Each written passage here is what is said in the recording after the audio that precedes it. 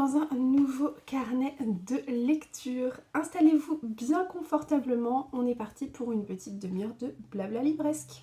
Nous sommes donc mercredi matin, je vous prends en vidéo juste avant d'aller travailler, je vais bosser en vélo ce matin, donc du coup je me dépêche parce que j'ai pas beaucoup de temps devant moi. Je voulais absolument vous montrer mes dernières réceptions, enfin mes derniers achats, hein. Ce ne sont pas des réceptions gratuites, collaborations commerciales ou autres, non, non, ce sont des achats 100% sponsorisés par ma carte bancaire, donc voilà. J'ai acheté 3 livres, j'ai vraiment craqué lorsque mon challenge No Buy s'est terminé. Donc si vous me suivez depuis un petit temps, vous savez sûrement que j'ai fait un challenge No Buy cet été. Donc je n'ai pas acheté de livres en juillet et en août, sauf que par contre le 1er septembre est arrivé et alors là c'était la folie. Donc je me suis quand même interrogée sur le bien fondé de cette méthode parce que finalement je ne suis pas sûre que ce soit très efficace de ne pas acheter de livres pendant 2 mois, de se restreindre complètement et de se jeter sur les premiers livres venus entre guillemets en librairie dès que la période était passée. Donc bon bref, ça c'est un autre débat, mais voilà, en tout cas j'ai craqué sur 3 livres de la même maison d'édition. Donc pour être entièrement transparente avec vous, c'est une maison d'édition qui est assez récente, ça doit faire un an et demi qu'elle existe. Elle est très plébiscitée sur les réseaux, vous la voyez beaucoup passer si vous êtes sur Instagram, sur YouTube, peut-être sur TikTok, je ne sais pas. Mais voilà, c'est une maison d'édition que vous voyez énormément passer. Il s'agit de la maison d'édition Hurlevent qui a été créée par Sarah du compte Mrs. Book Yarmond, donc qui est une youtubeuse instagrammeuse, et par Alexia du compte My Book Vision et Marion par Un soir d'automne. Donc ce sont 3 personnes qui se sont associées pour monter cette maison d'édition qui publie des livres très très beaux, ce sont des très beaux objets livres, et on est rendu à 6 parutions je crois au total. Donc autant vous dire que j'ai les 6 dans ma palle. Voilà.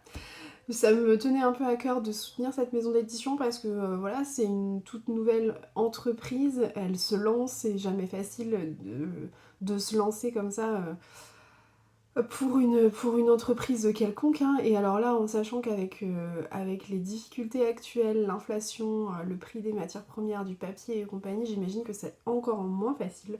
Donc ça me faisait vraiment plaisir de soutenir cette maison d'édition et d'acheter leurs 3 dernières parutions que je n'avais pas dans ma bibliothèque.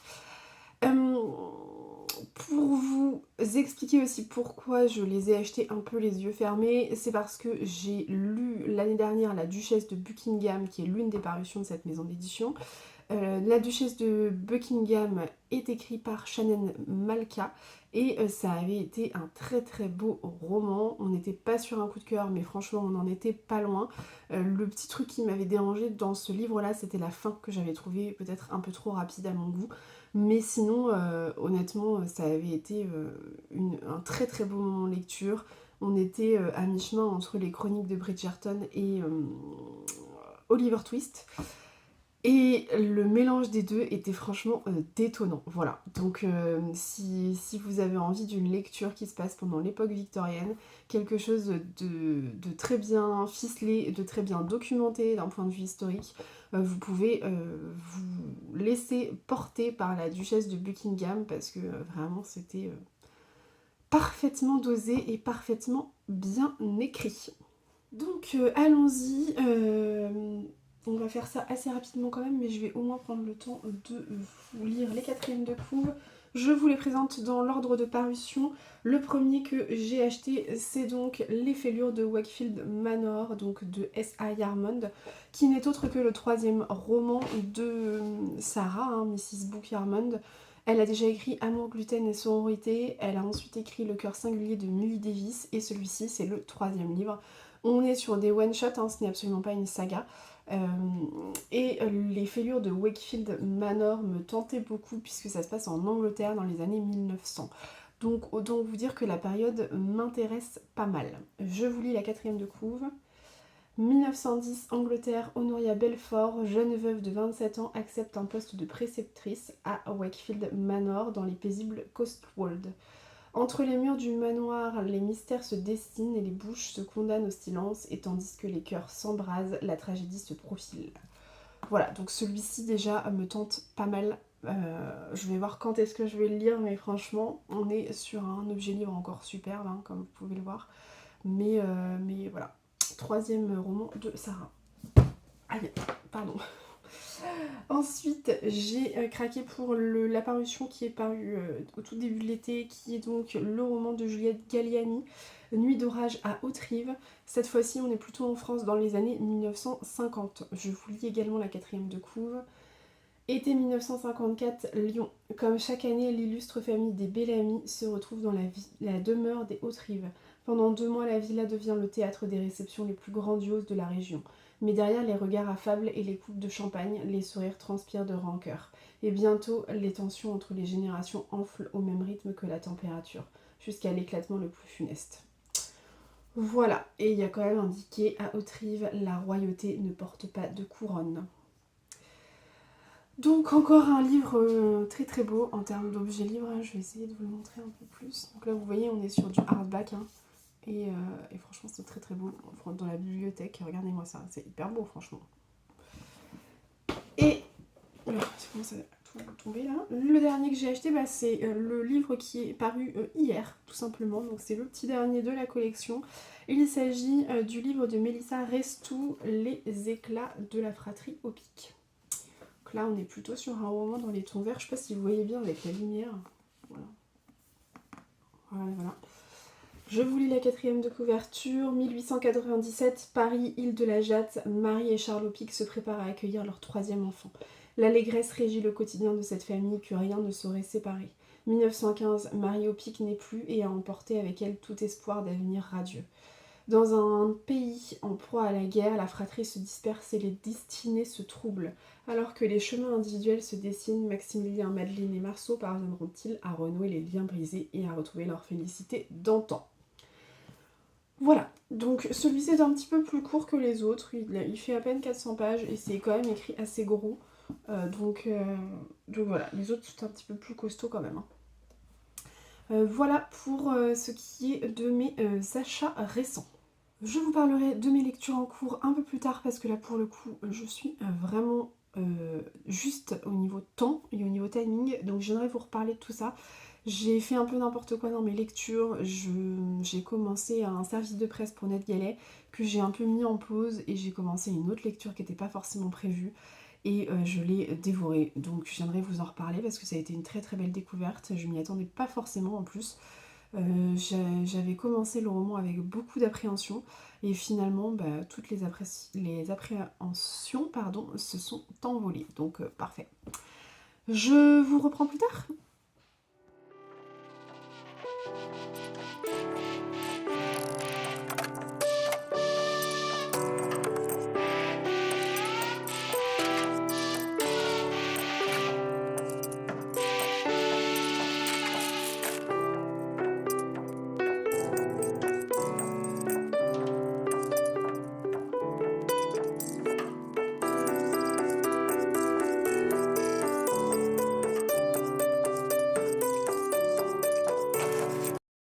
Hello, on se retrouve aujourd'hui, on est samedi, j'abuse un peu, j'avoue, la dernière fois que je vous ai pris en vidéo on était mardi.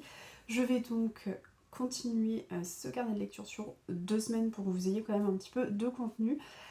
Aujourd'hui je voulais absolument vous parler de la lecture que j'ai faite en début de semaine et que j'ai beaucoup aimée.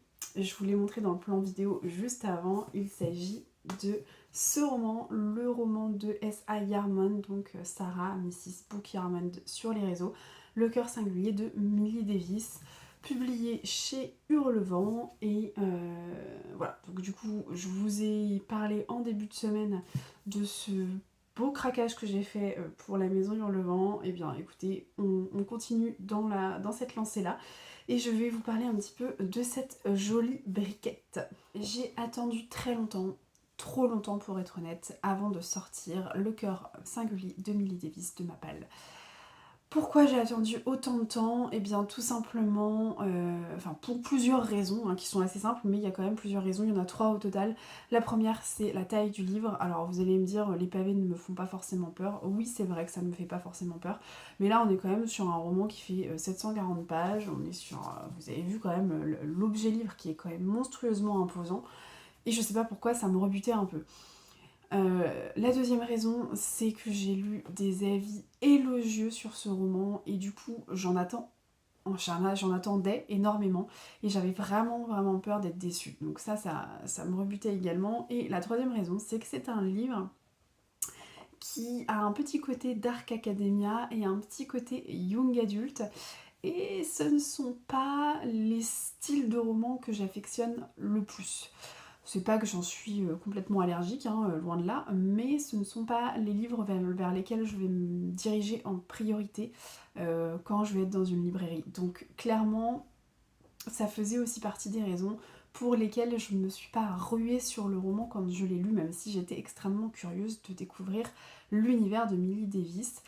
Eh bien écoutez, je suis ravie d'avoir enfin sauté le pas et d'avoir enfin découvert le roman de Sarah. Cette jeune femme de 24 ans, Millie Davis, est écrivaine et elle décide de reprendre ses études et pour ça elle va en fac d'histoire. Pourquoi la fac d'histoire? Parce qu'elle veut étudier et s'informer puisque, étant donné qu'elle est écrivaine, elle a écrit un premier tome de sa saga, donc le premier tome qui s'appelle Les Espérances des femmes Templeton. Et donc, dans ce premier tome, enfin, en tout cas, suite à l'apparition de ce premier tome, elle a reçu un certain nombre de critiques, notamment on lui reproche d'avoir quelques anachronismes dans son roman, et donc elle veut vraiment parfaire ses connaissances pour pouvoir écrire un deuxième tome à la hauteur des attentes de ses lecteurs. Millie, c'est vraiment une femme particulière, elle est solitaire, elle a beaucoup de phobies, elle entretient une relation épistolaire avec Lyra, sa meilleure amie qu'elle n'a jamais vue. Elle a une relation fusionnelle avec sa grand-mère, donc sa grand-mère Maggie. Relation que je n'ai jamais vue dans des romans ou dans la réalité. C'est vraiment une relation magnifique qu'elle a avec sa grand-mère. Et donc on va suivre le quotidien de Millie. Je vais y arriver. On va suivre son quotidien à la fac, on va suivre son quotidien dans son groupe très restreint d'amis, hein, puisqu'elle a quelques amis, mais vraiment triés sur le volet. Et pendant cette année de fac, elle va rencontrer Alfred Burton, qui est son professeur d'archivistique, et il va lui proposer son aide pour travailler sur son roman. Et donc il va lui proposer de faire des recherches, etc. Bon, c'est un peu son travail, il est professeur d'archivistique, pardon, donc forcément il lui propose son aide. Quel roman foisonnant et émouvant. L'histoire est très bien pensée. On découvre à la fois l'histoire de Millie Davis et en parallèle, on va aussi découvrir l'histoire de son héroïne, Isadora Templeton. Millie, elle est extrêmement attachante et elle est extrêmement empathique.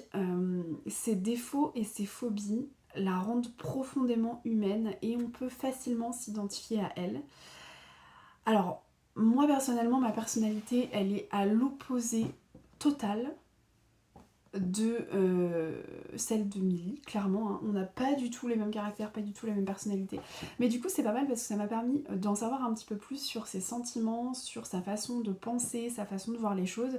Et c'est assez agréable aussi de pouvoir un peu confronter les points de vue. C'est pas toujours évident parce qu'on n'arrive pas forcément à mettre des mots sur les émotions et compagnie. Et là, je trouve que l'autrice le fait extrêmement bien. En fait, elle arrive très bien à refléter l'état d'esprit dans lequel se trouve Millie.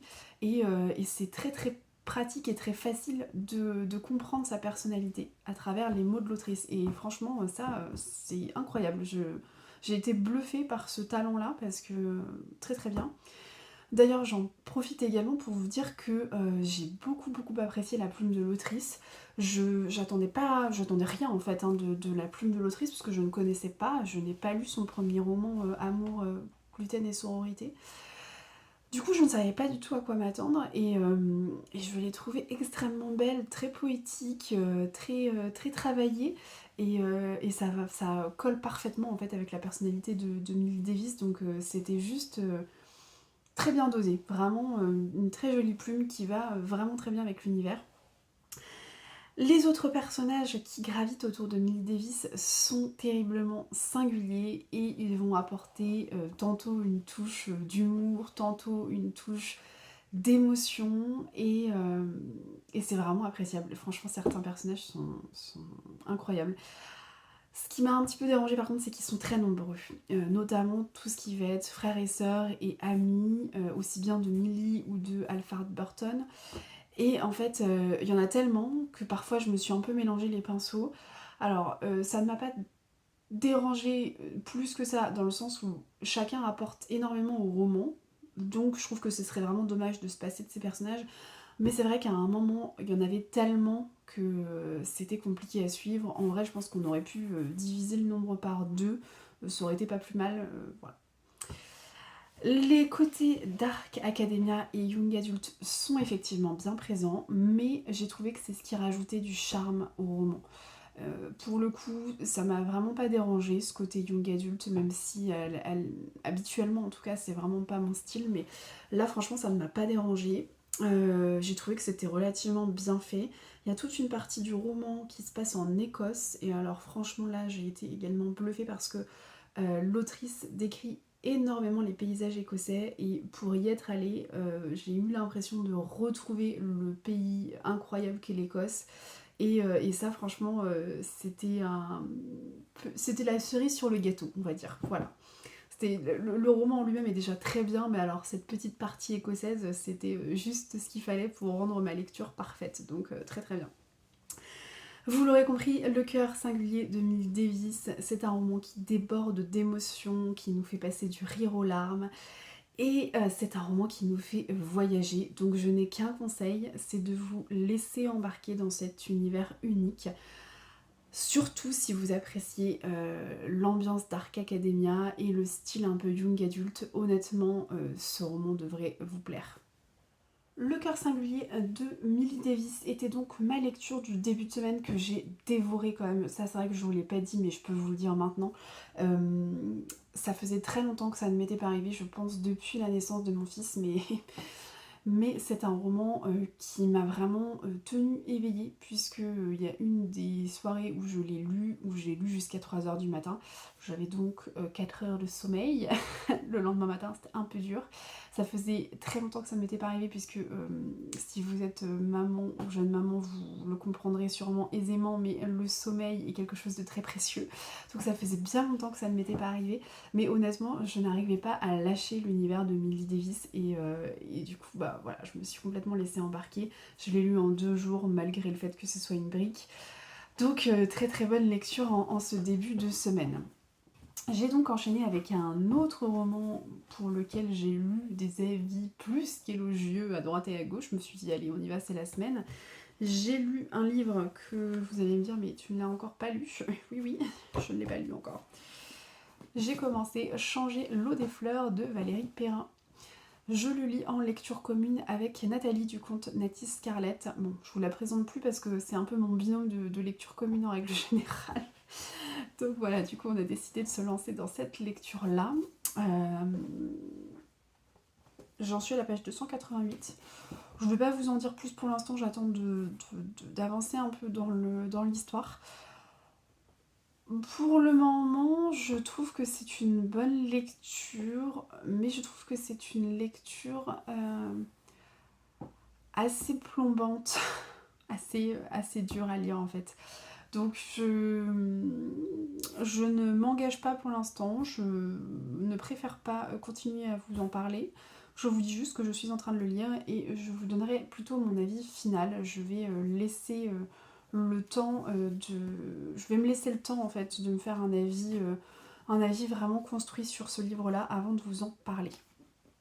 À côté de ça, j'ai commencé un nouveau livre audio, mais alors c'est pareil, je vous en parle pas parce que ce livre audio, ça a été un peu chaotique. J'ai dû recommencer 3 fois l'écoute audio, donc 3 fois l'écoute audio du chapitre 1, parce que j'étais pas concentrée et j'arrivais pas à bien comprendre les tenants et les aboutissants de ce premier chapitre-là. Donc du coup, je vous en parle pas tout de suite parce que j'ai vraiment pas beaucoup avancé. Je crois qu'il doit faire 9h30 d'écoute et j'en suis à 8h50 ou quelque chose comme ça. Donc je suis vraiment pas dans le cœur de l'histoire encore, hein. Donc j'attends un petit peu, je vous en reparlerai plus tard. Sur ce, je vais vous laisser là, puisque nous attendons un copain cet après-midi, et nous avons du monde à manger ce soir, et on a un week-end encore très chargé, puisque demain nous ne sommes pas là de la journée. Mais bah, écoutez, c'est comme ça, c'est pas plus mal, hein, j'ai envie de vous dire. Mais voilà, donc du coup, je vous laisse là, et je vous reprends probablement la semaine prochaine.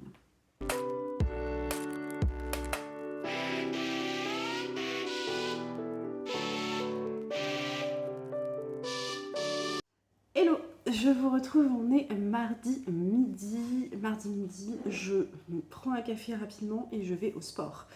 Donc c'est assez timé là en termes de moments, mais je prends quand même le temps de venir vous parler puisque j'ai pas mal de choses à vous dire.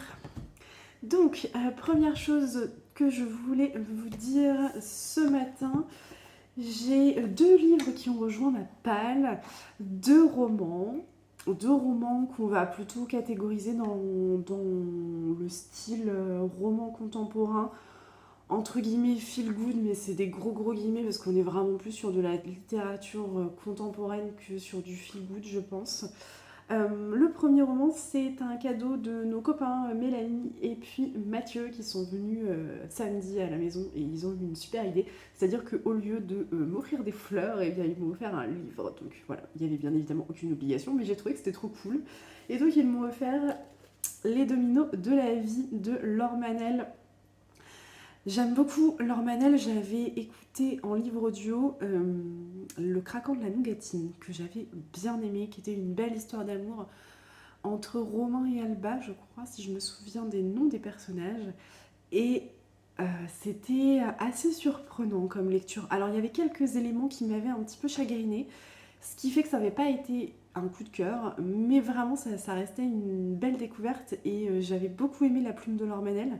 Donc je m'étais dit que j'allais probablement retenter l'expérience avec l'autrice et bah du coup je vais pouvoir le faire puisque Les Dominos de la vie rejoint ma palle. Je vous lis la 4e de couve.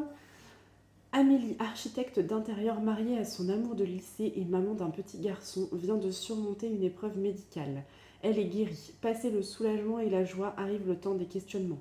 Animée par un extraordinaire appétit de vivre, Amélie trouve soudain son existence fade. Pourquoi se sent-elle si mal alors que tout devrait aller pour le mieux?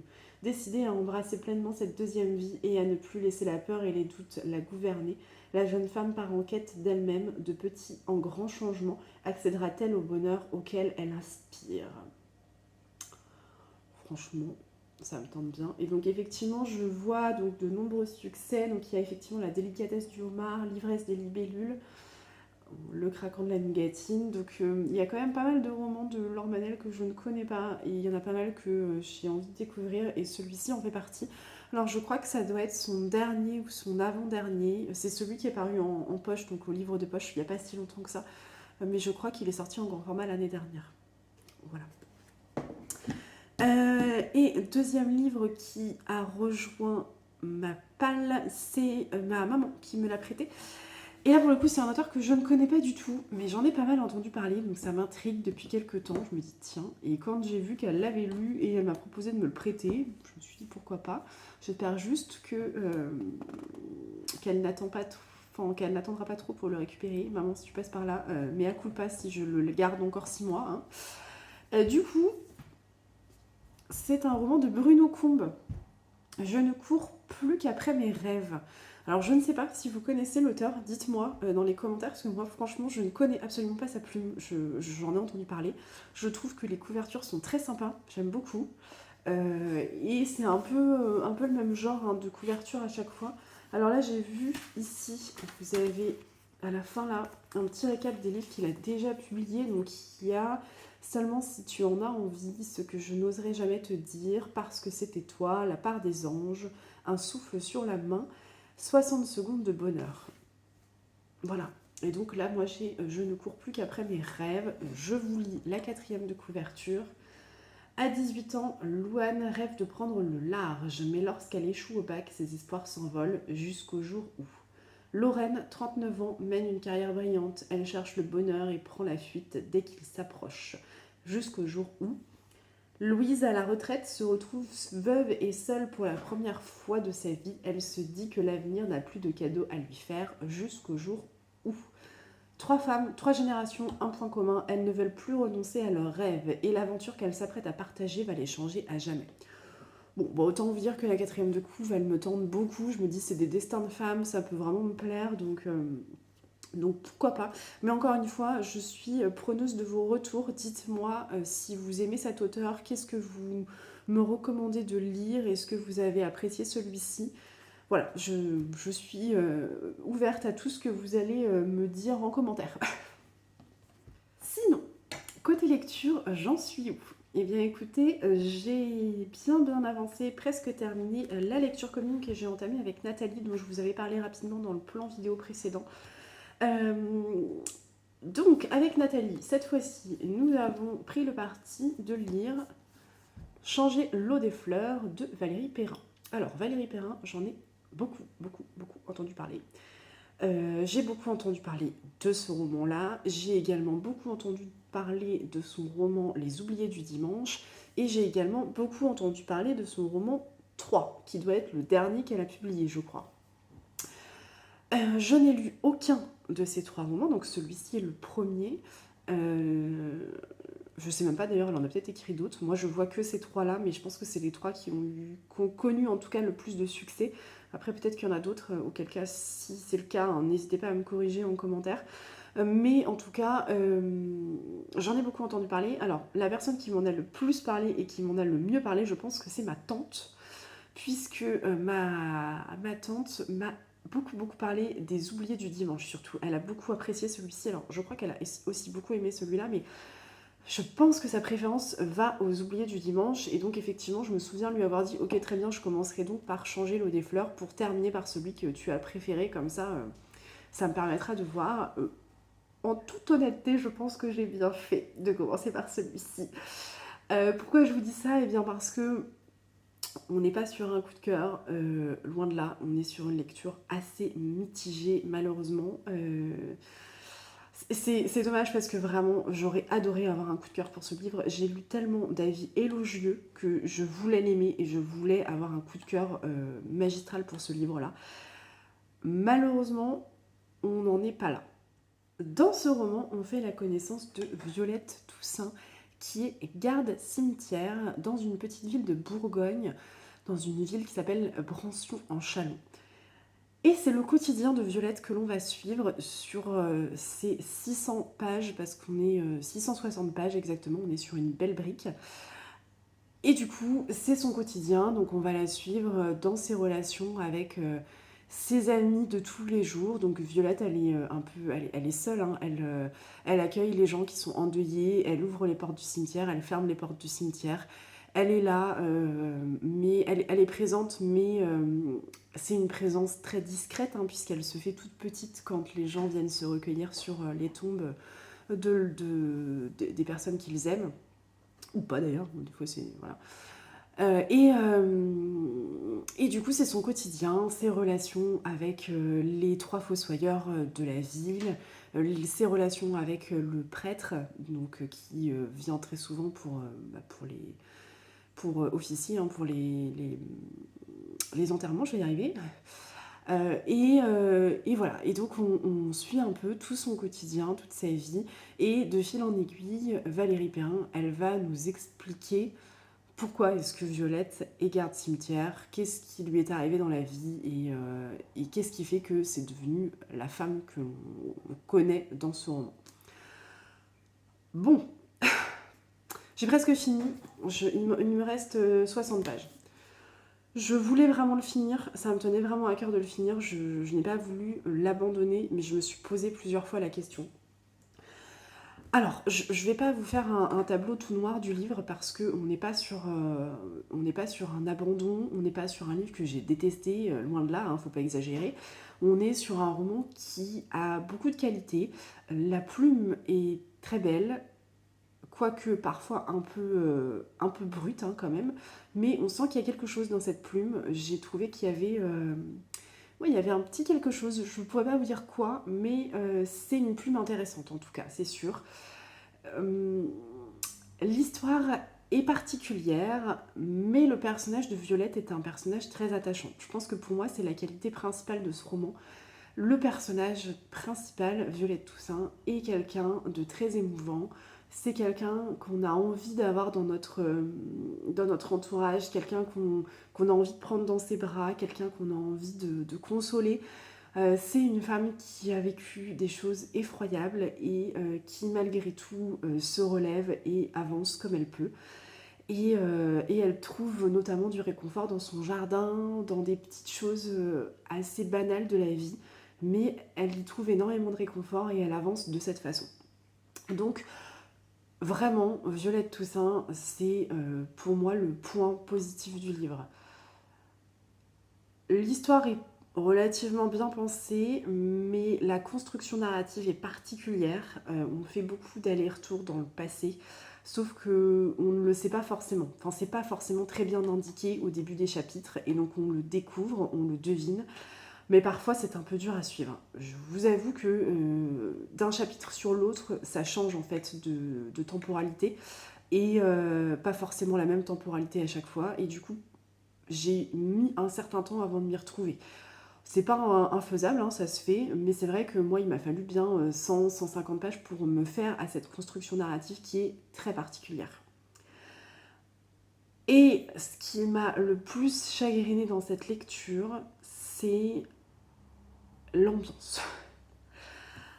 On est sur une ambiance glauquissime au possible, on est sur une ambiance pesante.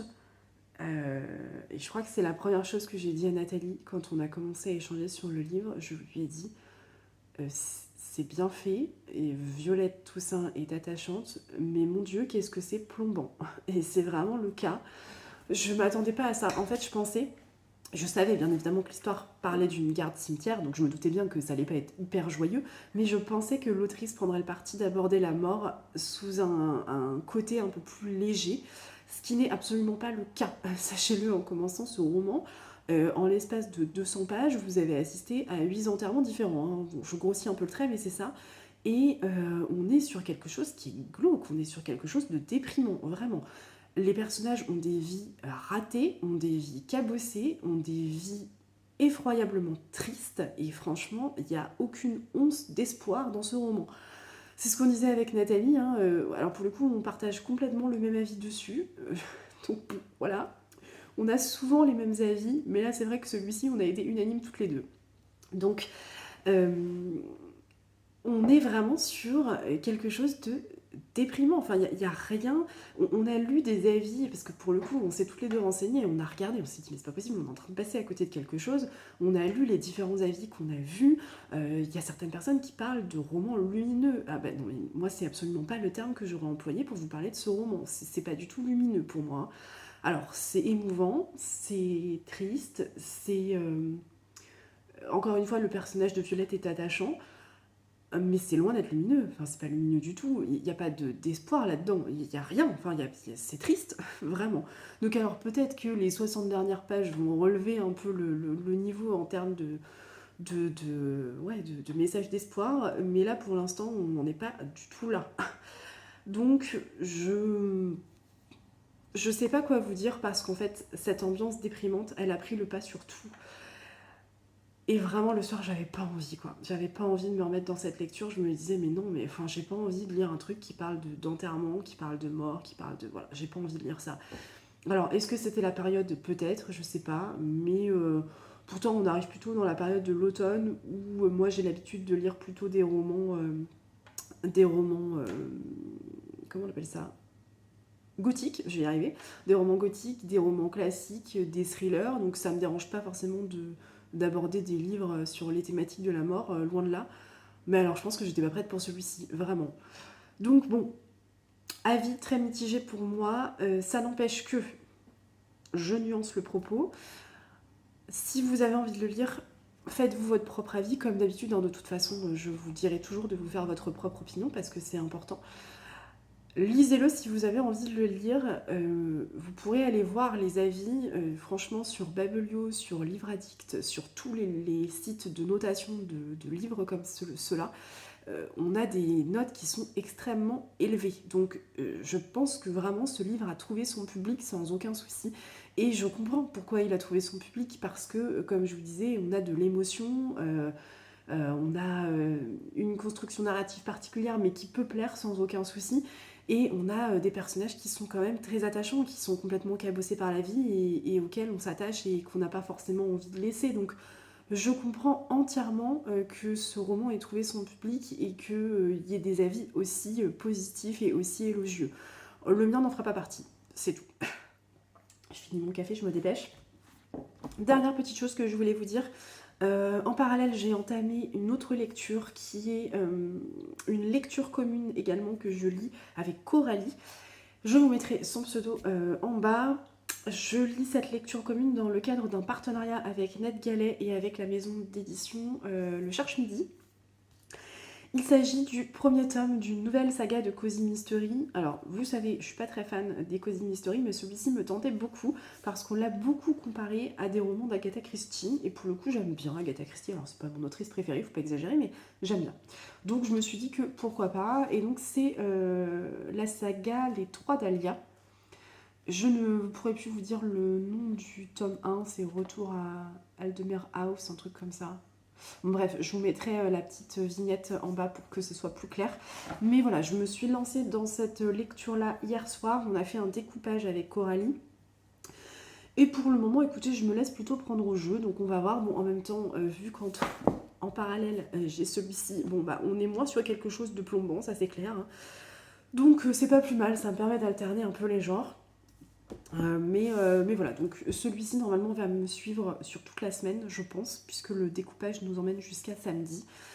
J'ai en parallèle également une autre lecture qui est une lecture audio, qui est également un Cozy Mystery. Pour le coup, là, j'en lis pas souvent, mais alors quand j'en lis, visiblement, je ne m'arrête plus.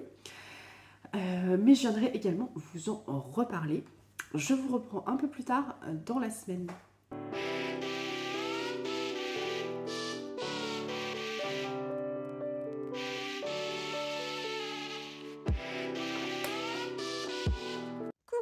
Je vous prends rapidement en vidéo juste pour venir conclure ce carnet de lecture.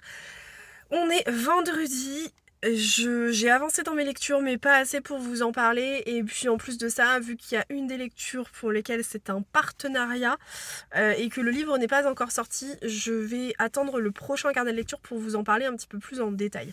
Donc je m'arrête là, je suis un petit peu en retard parce que comme vous pouvez le voir, je suis dans ma voiture et j'ai une réunion à 9h, donc il faut vraiment que je me dépêche. Donc je m'arrête là. J'espère que vous avez passé un bon moment en ma compagnie, que vous avez pu noter des idées lecture pour vos prochaines semaines et prochains mois. En attendant, n'hésitez pas vous à me dire en commentaire ce que vous lisez en ce moment. Comme vous le savez, j'aime bien, ça me donne des idées et ça agrandit ma wishlist, hein, clairement. Mais voilà, donc n'hésitez pas et on se retrouve dès la semaine prochaine pour un nouveau carnet de lecture. Allez, ciao!